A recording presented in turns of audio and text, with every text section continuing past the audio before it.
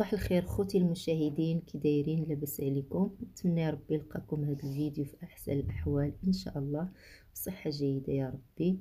هنا خوتي اليوم غادي نشارك معكم الروتين الصباحي ديالي، داكشي اللي غندير في الصباح غادي نشاركو معكم.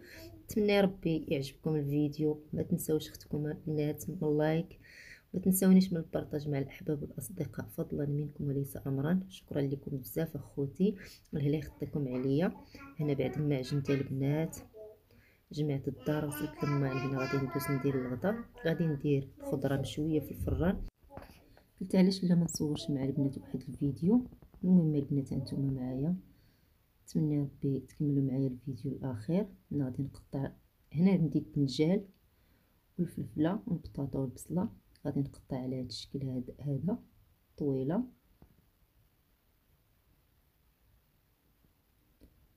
المهم البنات هانتوما معايا، بقاو معايا حتى الاخير.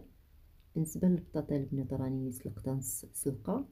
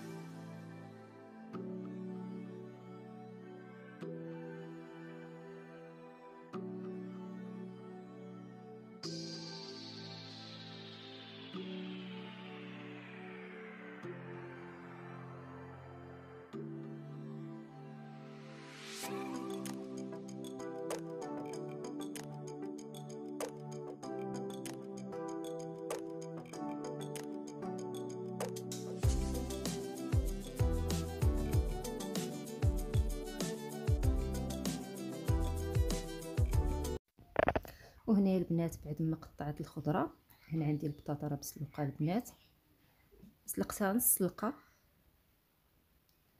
هنا غادي نضيف البصله على ديك الخضره اللي قطعت، الدنجال والفلفله والبصله.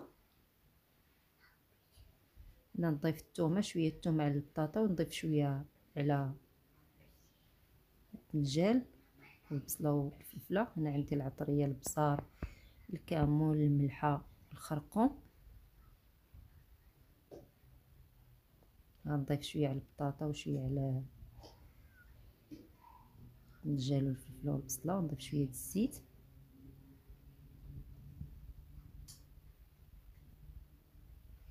غنضيف شويه د الزعتر، نضيف شويه على البطاطا.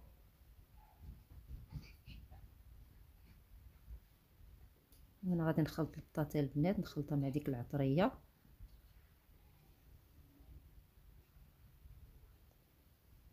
وغادي نستفها في هذه المقله.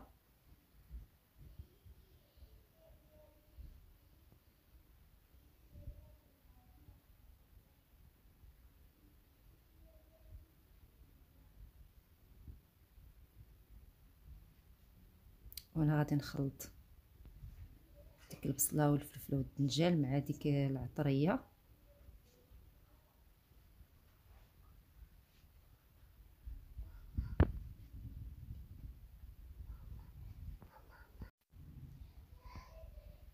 غادي نخلط ديك الخضره مزيان باش تدخل فيها ديك العطريه.